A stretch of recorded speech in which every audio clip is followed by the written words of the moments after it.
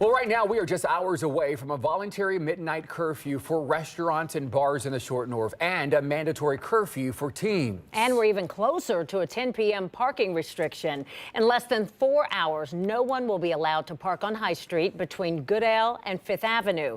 Police say they'll start giving tickets around 10:15 tonight, and they'll start towing right at midnight. Thanks for joining us, everybody. I'm Yolanda Harris. And I'm Andrew Kinsey. Those restrictions are set to go into effect after 2 weekends of violence in the Short North. Business owners are gearing up for the changes right now. 10 TV's Lindsay Mills spoke to one brewery owner who has had to decide to follow the midnight curfew. She tells us why.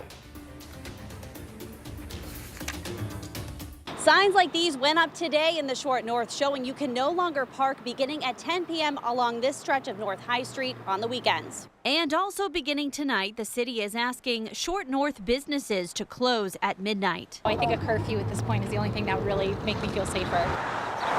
At Seventh Sun Brewing on North 4th Street, not far from North High Street, the owner has decided to follow that voluntary curfew. It didn't seem like the worst thing in the world for people to get a early night off and a couple extra hours of sleep.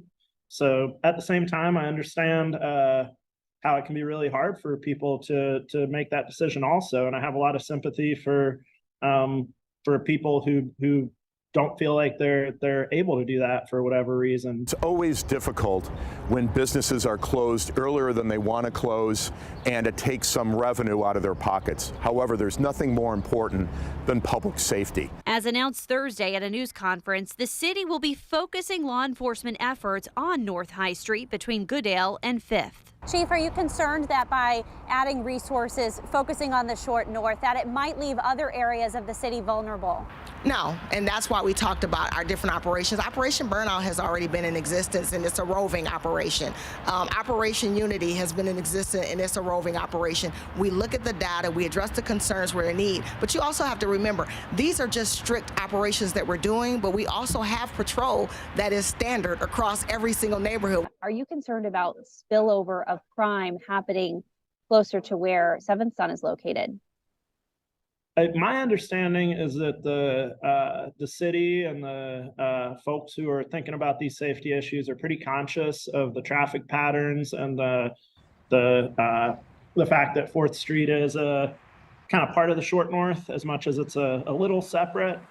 So I'm hoping that doesn't happen. Many are hoping that measures like these are temporary. In the Short North, Lindsay Mills, 10 TV News.